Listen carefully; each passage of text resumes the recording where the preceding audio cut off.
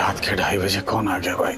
दरवाजे पर हुई दस्तक से यशपाल का टेंशन बढ़ने लगा। उसे डर था कि अगर किसी ने भी उसे एक अनजान लड़की के साथ देख लिया तो बवाल हो जाएगा। यशपाल सर।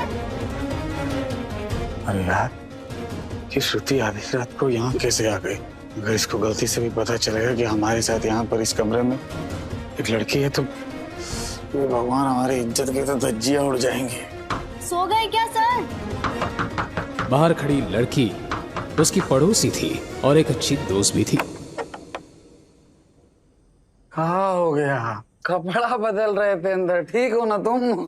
2:30 बज रहा है। अरे नहीं सर, सब ठीक है। मैं तो बस देख रही थी कि आप वापस आए कि नहीं। वो आज मौसम बड़ा खराब है ना, इसीलिए। हाँ तो तुम्हारा पढ़ाई लिखाई ठीक चल रहा है ना? वो तुम्हारा फीस देने लेने का कुछ झंझट चल रहा है तो सब हो गया कि नहीं हो गया? नहीं, फीस की तो ऐसी कोई बात नहीं हुई। हाँ चलो कोई बात नहीं। अरे हाँ, क्यूटी प्यूटी, जाओ सब ठीक ठाक है। Good night. हाँ आप भी ना सर, ये इंटरनेट से नए नए शब्द सीख के कुछ भी बोलते हो। Good night. Good night.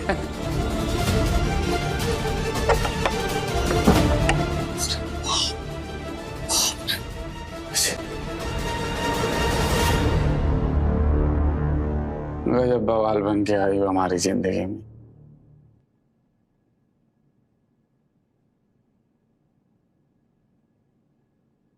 ये ऐसा महंगा डिजाइनर कपड़ा, इसको खोले कहाँ से, बांधे कहाँ से? ससुर, कुछ समझ में नहीं आ रहा है हमको। प्रभु, कुछ तो दिशा निर्देश दो। हे मैडम, हेलो। यश अब उसके कपड़े चेंज करने में और भी ज्यादा डर रहा था, लेकिन दूसरी ओर वो सर्दी के मारे खांसने भी लगी थी। यश ने फिर अपने रूम में रोशनी कम कर और अपनी आंखें बंद कर जैसे तैसे उस लड़की के कपड़ों को चेंज कर ही दिया।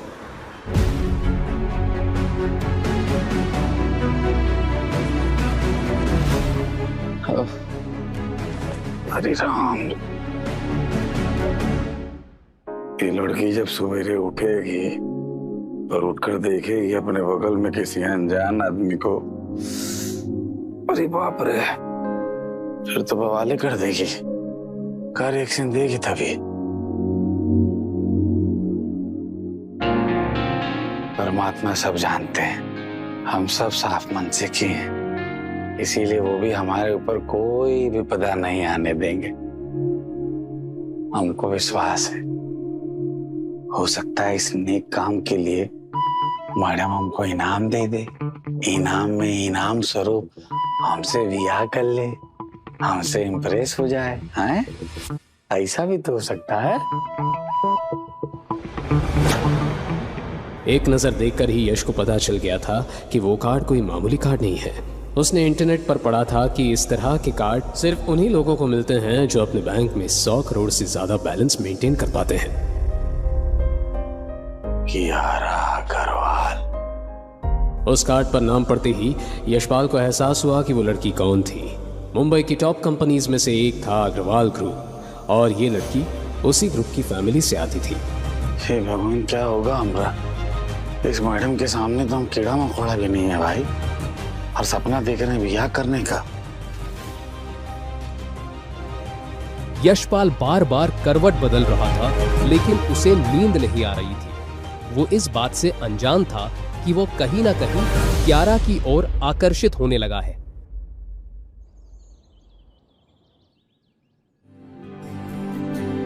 अगली सुबह जब यश की आंखें खुली तो उसने कियारा को अपने नजदीक पाया। उसका हाथ यश के सीने पर था।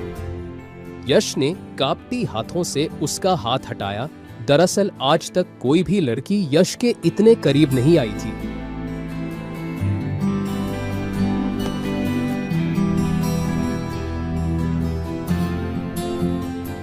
वाह, जन्नत जैसा माहौल हो गया है।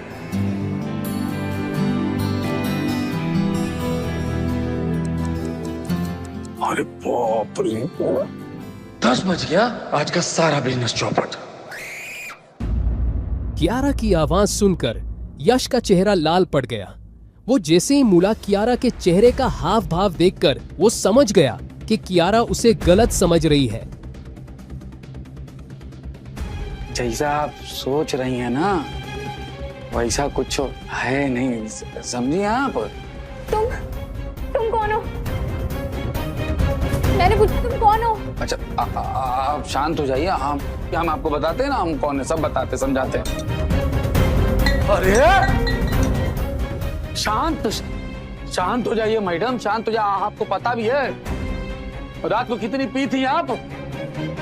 रात को ना बीच के किनारे पड़ी हुई थी। आपको अंदाजा भी नहीं है आपने कितना पिया हुआ था। आंधी तूफान बारिश वो भी आपको हिला डुला उठा नहीं पाई, समझी? वो तो भगवान का धन्यवाद कहिए। महादेव उन्होंने हमको भेज दिया आपके पास। शुक्र मनाइए हम आपको उठा करके ही अपना घर ले आए, नहीं तो परमात्मा ही जाने आपके साथ क्या होता क्या नहीं होता। मतलब समझ रही है? बीच? हाँ। Oh shit. अरे यहाँ इधर है बाथरूम, इधर है। वहाँ कहाँ जा रहे? इधर है बाथरूम। जाना है क्या? अपना हील तो लेके जाइए। वो लड़की बिना कुछ कहे बस रोते हुए यश के रूम से भाग निकली थी, जिससे यश को भी काफी बुरा लगा। कमाल है यार आजकल की लड़कियां। ये बड़े घर की लड़कियां थैंक यू बोलना भी नहीं जानती हैं क्या?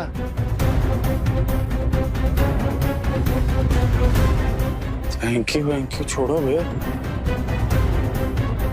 कहीं अग्रवाल साहब की बेटी हमारे ऊपर केस न कर दे। ससुरा खाया पिया कुछ नहीं, गिलास तोड़ा बाहर आना।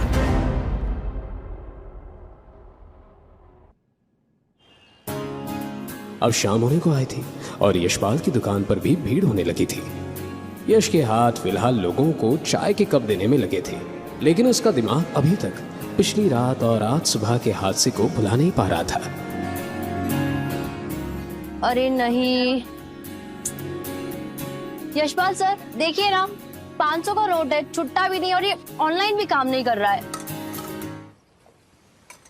यश ने कुछ भी जवाब नहीं दिया। यश का सिर्फ हाथ चाय के पतीले में घूमता जा रहा था, लेकिन दिमाग कहीं और था। Yashpal sir, Yashpal sir. हाँ कहाँ ध्यान है आपका? यही है ना। बताओ क्या बात है? यही ध्यान है मेरा। 10 रुपए की चिप्स ली और 500 का नोट दिया है, छुट्टे नहीं है। अब क्या करूं? अरे दे दो ना छुट्टे। अभी वो श्रुति से अपनी बात कह भी नहीं पाया था कि तभी उसका फोन बजा। फोन एक अननोन नंबर से था। धंधे के टाइम पर कौन फोन कर रहा है भाई? अपने आप से इतना कहने के बाद यश ने जैसे ही फोन उठाया, उधर से एक भारी भरकम आवाज सुनाई पड़ी। अगर चाय की उबाल को सही समय पर रोक ना लिया जाए तो वो फैलकर पूरी जगह को खराब कर देती है। ये आवाज सुनते ही यश के चेहरे की रंगत एकदम से बदल गई। उसने श्रुति की तरफ देखा और कहा, श्रुति हम आते हैं। और फिर यश साइड में जाकर उस शख्स से बोला, गुरु वशिष्ठ आप, प्रणाम। 5 साल के बाद अचानक सब ठीक तो? गुरु वशिष्ठ ने यश की बात काटते हुए कहा, यहां सब ठीक है यश, लेकिन तुम गलत करने जा रहे हो। यश ने हैरानी के साथ पूछा, गलत? हम समझे नहीं गुरुजी। गुरु वशिष्ठ ने तुरंत जवाब दिया, 5 साल पहले तुम जिस अतीत को छोड़ कर आए हो, वो अतीत तुम्हारा बहुत बड़ा राज है। राज को राज ही रहने देना चाहिए। तुम एक साधारण चाय वाला बनकर अपनी जिंदगी व्यतीत करो। अगर 5 साल पहले का वो राज बाहर आया और दुनिया के सामने तुम्हारी असली पहचान सामने आ गई, तो ना सिर्फ तुम्हारी जिंदगी मुसीबत में आ जाएगी, बल्कि उस लड़की की भी जिंदगी मुसीबत में आएगी जिसके साथ तुम कल रात में थे। यश सन्न रह गया था। गुरुजी, वो लड़की नशे में थी और हम बस। गुरु वशिष्ठ ने फिर से उसकी बात काट दी और कहा, मुझे पता है यशपाल कि तुम एक अच्छे और नेक इंसान हो, लेकिन तुम्हें ऐसा कुछ नहीं करना चाहिए जिससे लोगों को पता चले कि तुम अपनी असली पहचान छुपाकर एक मामूली चाय वाला बनकर रह रहे हो। मैंने बस तुम्हें आगाह करने के लिए फोन किया था। तुम मेरे सबसे काबिल छात्र रहे हो। मेरा आशीर्वाद हमेशा तुम्हारे साथ है। यश जवाब में कुछ कहता कि उसके पहले ही फोन कट गया था। यश सन्न खड़ा हुआ था। उसके चेहरे की रंगत बदली हुई थी। उसके कानों में चीखने की आवाजें आने लगी, जैसे वो चीखे उसके अतीत से जुड़ी हो। यश के माथे पर पसीने की बूंदें दिखाई पड़ी। और तभी अचानक से किसी ने यश को झिंझोड़ा। यशपाल सर, आपको क्या हुआ है आजकल? बड़े खोए खोए से लगते हो। नहीं, सब ठीक है। कहाँ कुछ खोया पाया? कहाँ? यही है हम। और हम तुमसे कुछ कह रहे थे। अगले महीने तुम्हारा एग्जाम आने वाला है ना? अरे तो तुम पढ़ाई लिखाई पर ध्यान दो ना। तुमको यहाँ आने की क्या जरूरत है? ऐसा है, तुम जाओ और कल से मत आना। जब तक एग्जाम होता है तब तक नहीं आओगी। अरे नहीं सर, मैं मैनेज कर लूंगी, नो प्रॉब्लम। अरे हम कह दी ना तुमको, जाओ अपना फ्यूचर पर ध्यान दो, पढ़ाई लिखाई करो, हम यहाँ सब संभाल लेंगे। यशपाल को एहसास होने लगा कि श्रुति के एग्जाम्स सर पर थे और उसे अब अपने करियर और फ्यूचर पर ध्यान लगाना चाहिए था। इसी वक्त और भी कस्टमर्स आ गए और वो दोनों अपने अपने काम में बिजी हो गए। कुछ 5-6 हट्टे कट्टे आदमी एक साथ उस चौपाटी के अंदर आ गए। ये सभी इस एरिया के गुंडे थे और फिलहाल चौपाटी की दुकान वालों से हफ्ता वसूल कर रहे थे। क्या रे भाईजान, हफ्ता देना भूल गया तू? हाँ, मार खाना मांगता है तेरे को? साले जानवर लोग फिर से आ गए तमाशा करने। नहीं हैं? संगम भाऊ, मैं झूठ काहे को बोलेगा, पर अपनी जेब अभी भी खाली है। मैं देता है ना आपको, अगले टाइम पूरा पैसा देता है नक्की। क्या रे? हैं? साला पप्पू समझा है क्या तू मेरे को? हाँ? मेरे को मेरा पैसा अभी मांगता है, अभी के अभी। नहीं तो तेरी ये लारी है ना, अब उसको तोड़ डालेगा, समझा क्या? मैं करता है कुछ। तोड़ तोड़। संगम भाई, पैसा ऐसे मत करो। पैसा सबसे बोल रहा है तू करेगा कब करेगा? मत करो संगम भाई। ससुरा बहुत चर्बी चढ़ा है इन लोगों को। संगम भाई,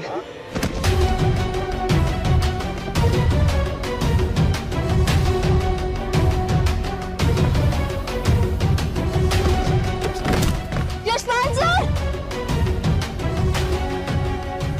संग्राम और उसकी गैंग अब यश का क्या हाल करने वाले थे? श्रुति और फैजान यश को उन गुंडों से बचा पाएंगे? भाग यहाँ से, भाग जा।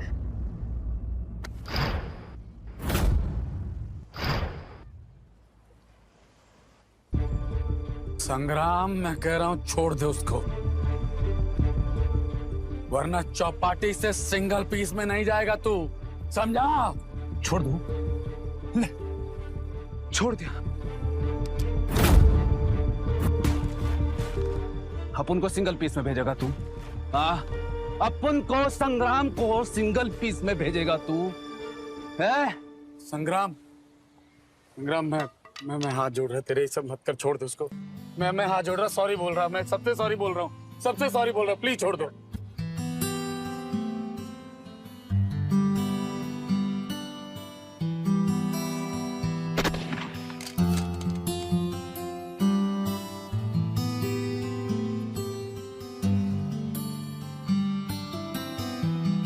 अरे साला, मामू लोग आ गए। थामा, कोई अपनी जगह से नहीं लेगा। सब मैं ही आपको फोन किया था। सब ये संग्राम है, अपने एरिया का गुंडा, हमसे हफ्ता मांगने आया था। सब हम पैसा नहीं है तो ये तो पैसा हाल कर दिया साहब। हाँ सर, ये गंदा आदमी मुझे हरास भी कर रहा था। हम लोगों का मैटर है, तो इंटरफेयर मत कर। चल। साले, पुलिस को धमकी देगा तू? ए इंस्पेक्टर, तू जानता है ना तू मैं किसका आदमी हूँ? सस्पेंड होना है तेरे को। मैं जानता हूँ तू 2 कौड़ी के नेता का 2 कौड़ी का पिल्ला है, लेकिन अब इलेक्शन सर पर है बेटा। अब तो तेरा बाप भी नहीं आएगा तुझे बचाने। लेकर जा इसको। गलती कर रहा है तू, बहुत बड़ी गलती कर रहा है, देखता हूँ तेरे को। साला, कंप्लेंट किसने दी थी? साहब मैं ही आपको फोन किया। तो तुम लोगों को भी पुलिस स्टेशन आना पड़ेगा एफआईआर लिखने के लिए। और इसको किसने मारा?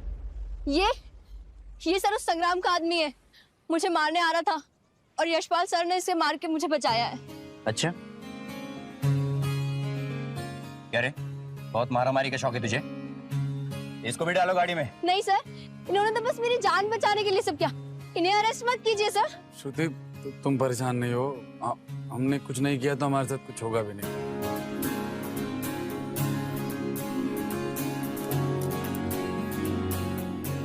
और इसके लिए भी एम्बुलेंस लेकर आओ।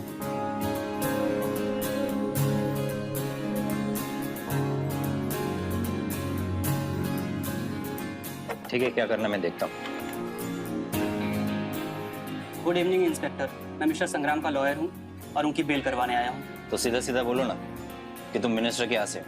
अब जैसा आप सोचो। खैर, ये रहे सारे डॉक्यूमेंट्स, आप एक बार चेक कर लीजिए और मेरे क्लाइंट्स को रिहा कर दीजिए। क्या ही बोलूं मैं, सिस्टम ही खराब है साला।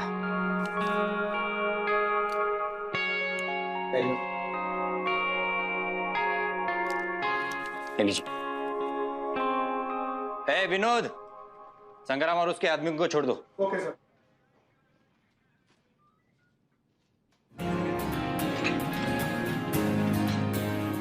ये सब क्या है? मैडम ये सिस्टम है, क्या कर सकते हैं। खैर काफी समय हो गया, आप लोग भी घर चली जाइए।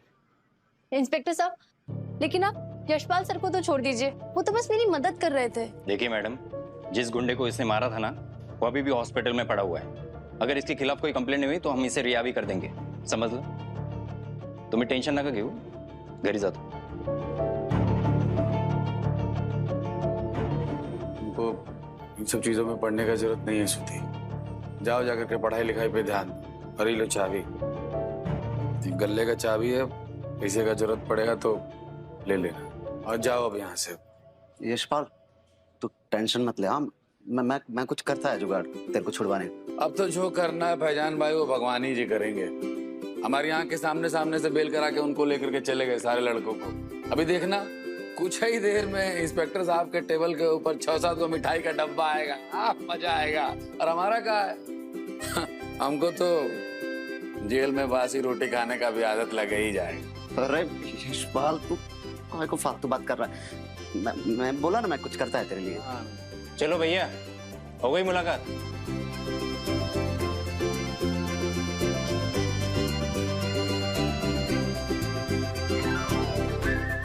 क्या नाम था रे तेरा? नाम है हमारा यशपाल। कहाँ से तुम? कहीं से भी हो साहब, क्या फर्क पड़ता है। अब तो हम बम्बई से ही हैं। क्या मजा आया करे तेरे को? चुपचाप हफ्ता दे देता, मैटर खलास हो जाता ना। लेकिन नहीं, अब पता नहीं वो और उसका मंत्री तेरे खिलाफ क्या क्या केस लगाएगा। ऐसे कैसे केस लगा देगा साहब? हैं? अंधेर नगरी है क्या? अरे हमने सेल्फ डिफेंस में मारा है उनको, ऐसे ही थोड़ी ना मार दिए। अरे भाई, तेरे पे तरस खाओ या तेरा पिछवाड़ा बजाओ समझ नहीं आ रहा है। तू एक मामूली चाय वाला है, तो एक चाय वाले की औकात से रहने का ना। तेरी हैसियत देख, उस गुंडे की हैसियत देख। हमको तो पहले ही समझ में आ गया था इंस्पेक्टर साहब, लेकिन आपने अपने मुंह से बोल दिया तो कंफर्मेशन मिल गया। खैर, आपकी भी नौकरी का सवाल है, समझ रहे हैं हम। क्या बोला रे तू? ज्यादा शाना बन रहा है तू। साले 10 साल का टिकट तो कट गया तेरे यहाँ का, समझा? इंस्पेक्टर कामले। जैन सर।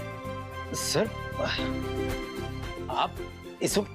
यशपाल कहाँ है? सर आप इस टपोरी की बात कर रहे हैं? ये वही यशपाल है ना, जूही चौपाटी का चाय वाला? हाँ सर, वो यही है। इसने मिनिस्टर के आदमियों के साथ लफड़ा किया और इसके साथियों को भी बहुत मारा। क्या करना है? केस बनाना शुरू कर दूं?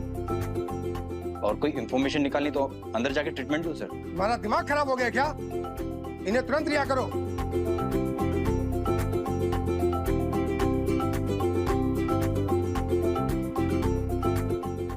मैंने कहा ना, राइट नाउ कामले, ऊपर से ऑर्डर है। इंस्पेक्टर कामले शॉक हो गया। खुद पुलिस कमिश्नर यश को बचाने क्यों आया था?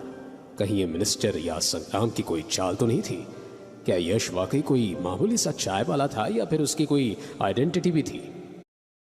ठीक है सर, मैं खोलता हूँ। विनोद, इस सेल की चाबी देना।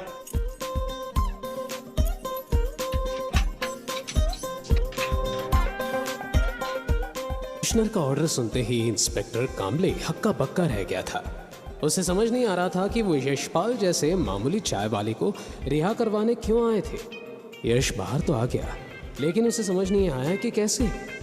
सर, आपको हुई परेशानी के लिए मैं माफी मांगता हूँ। सर आप क्यों हाथ जोड़ रहे हैं सर? आप माफी क्यों?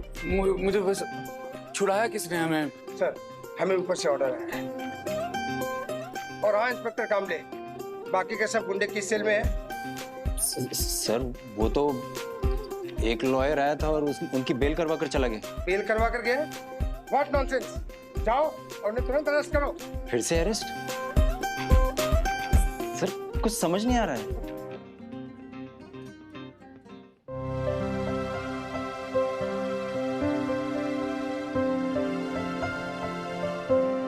समझ गया ना? Now go and arrest those people earliest. जी सर।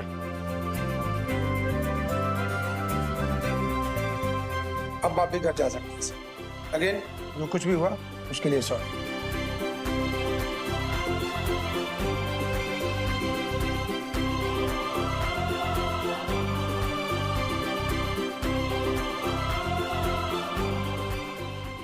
Thank you sir.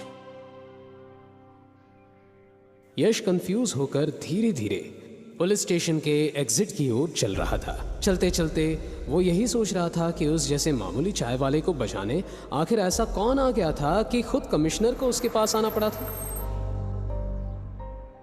ये कौन सा गाड़ी है बे?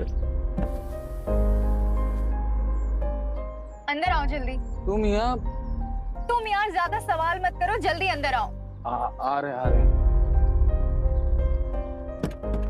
हाँ ठीक है।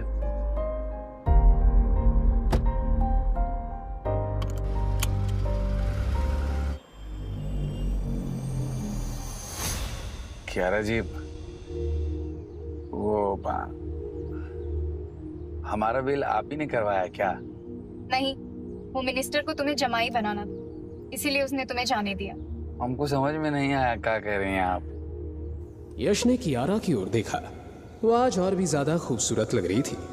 यश को गाड़ी में भी उसी परफ्यूम की महक महसूस हुए जा रही थी जो पिछली रात को उसके छोटे से कमरे में फैल गई थी। Nice smell. हाँ नाइस फ्रेग्रेंस कहा जाता है बेवकूफ।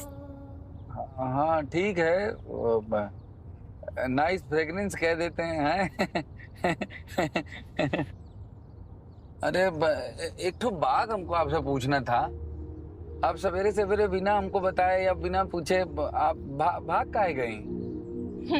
जो सवाल तुम्हें मुझसे पूछना चाहिए वो तो नहीं पूछ रहे हो, फालतू के सवाल किए जा रहे हो। तुम्हें पूछना चाहिए कि मैं यहाँ तुमसे मिलने क्यों आई हूँ, तुम्हारी शक्ल फिर से देखने क्यों आई हूँ। अरे वो तो हमको पता है। आपको आपका सफेद और व्हाइट वाला ड्रेस चाहिए और वो हील वाला जो जूता होता है वो चाहिए, हमको मालूम है। Shut up! कोई स्टूपिड ही होगा जो एक ड्रेस के लिए किसी की बेल कराने आएगा। इनफैक्ट मैं तो तुमसे अपना क्रेडिट कार्ड भी लेने नहीं आई हूँ। क्रेडिट कार्ड का कहा है, वो तो बैंक वाले बुला करके एक की जगह 6 तो आपको पकड़ा देंगे। क्रेडिट कार्ड से क्या फर्क पड़ रहा है? नहीं तो और हमको याद आया। यश को याद आया कि वो कार्ड अभी भी उसके पास था। 100 करोड़ की ताकत रखने वाला वो कार्ड जिसे दिखलाकर यशपाल, संग्राम और उस इंस्पेक्टर दोनों को ठिकाने लगा सकता था। ये रहा आपका क्रेडिट कार्ड। ये देखिए, भगवान कसम खा के कह रहे हैं, आपका कसम खा के कह रहे हैं, 1 रुपया खर्चा नहीं किए हम। लीजिए लीजिए लीजिए।